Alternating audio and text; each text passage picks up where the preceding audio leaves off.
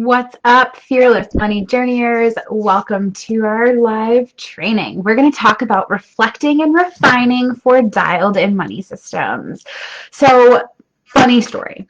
We moved from South Carolina to Colorado in 2018. Now, my husband and I have been budgeting and cash flow planning together and using YNAB forever. I literally got into YNAB almost 10 years ago. It was like summer 2012 or fall 2012 when I got into YNAB for the very first time, back when it was a desktop site and like not even an app.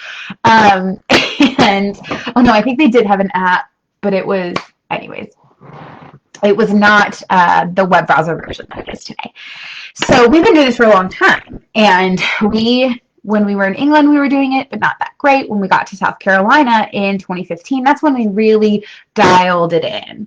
And we knew how much we spent on groceries, and we knew how much we ate out, and we knew how many times I was going to get my hair done, and we knew how much our budget was, right? And so then 3 years later, we moved to Colorado. So every single month in Colorado, we would just bust our grocery budget. And I was like, we are buying too much food. Like, we need to meal plan. We need to like crack down, no more snacks. It was just like, what in the world is happening? And all I would do every single month, I would just get super frustrated and I would pull money out of other categories, or I would pull money out of other places at the end of the month when I was doing my monthly reconciliation, which is what I do on the first of every month. I did it today. And I was just mad and I was frustrated every single month. I was like, why in the world can we not seem to get this right and like be better with our groceries? You guys, it literally took me like 6 or 8 months to just be like, wait a minute. Groceries are just more expensive here. Like, the whole cost of living was more expensive in Colorado. And I think what happened was there was a month where it was like, we were just really strict, like really careful, really focused, really meal planned, like really focused on what we were doing grocery wise. And we were still pushing $1,000. And I was like, what is happening? Groceries are just more expensive in Colorado Springs. Okay. And so I realized that you have to have a system in place for the reflecting and refining of your money system. Otherwise, you're just going to be mad and you're just going to be frustrated at yourself. I literally saw a post the other day of somebody who was like, you know, my income went up and I've just like, I keep forgetting to budget for toilet paper and I keep forgetting to budget for this and I keep blowing my budget. Like, I know it's lifestyle creep and I should just, and I was like, whoa.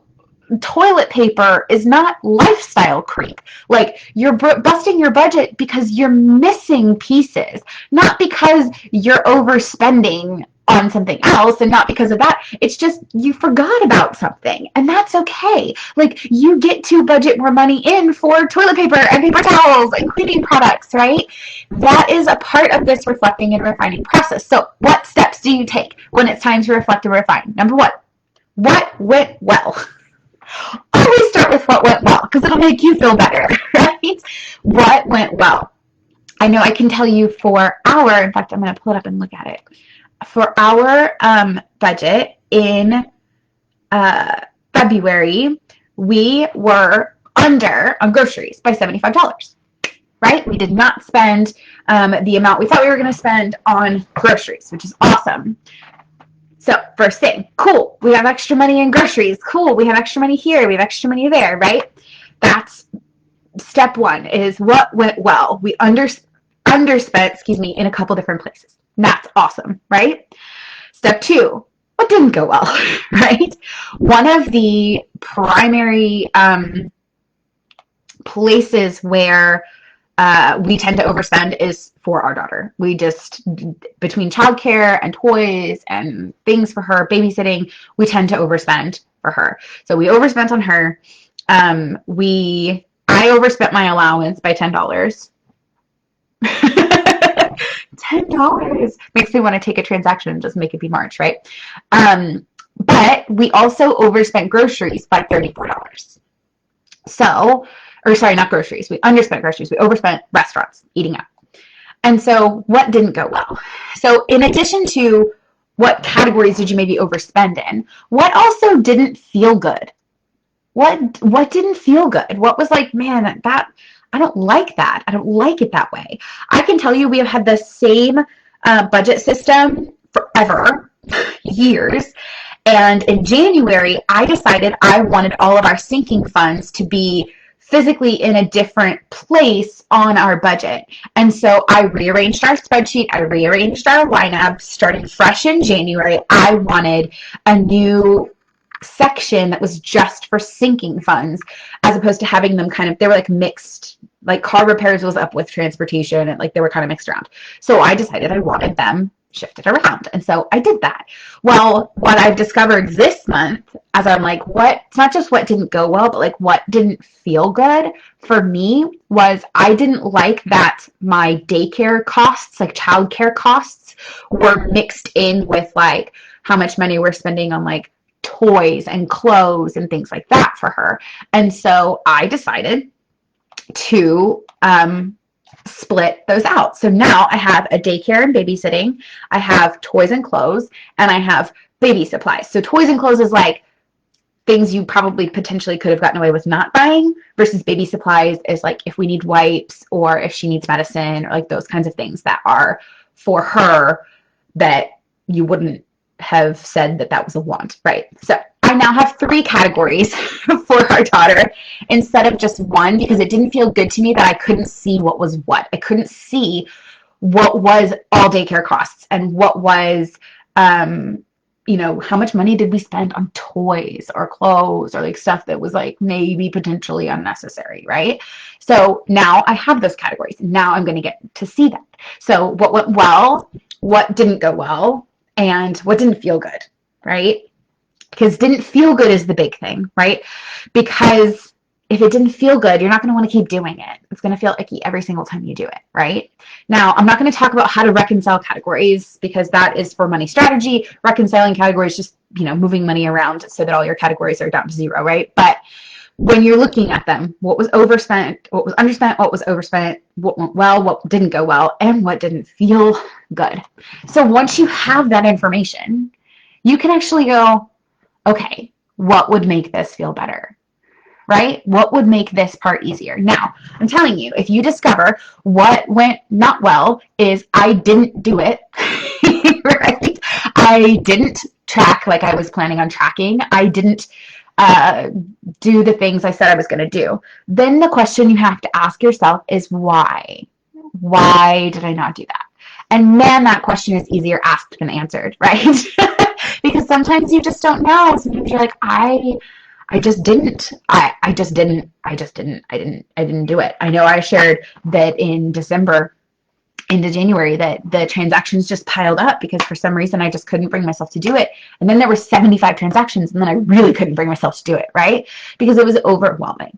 And so what I realized was I was overwhelmed when that number got really big. And so what did I do? I made it my intention that every time I got a notification, I would address the ones I knew immediately, so that the only ones left were the ones that actually were going to take time and energy to look into. But I could go ahead and swipe off the ones that I knew already so that the number wouldn't build up and get so super overwhelming.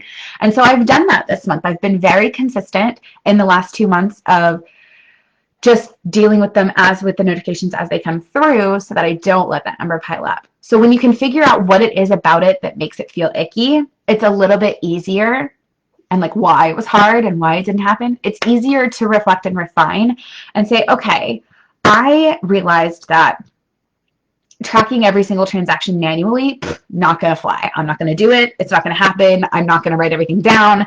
I'm not going to do it. It's hard. What can you do instead? Right? Do you need to track? Not everybody does. Not everybody does. Do you need to track?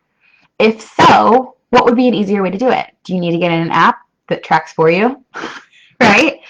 Or do you need to make an appointment with yourself so that once a week you sit down and write down your transactions so that you don't have to do it in real time?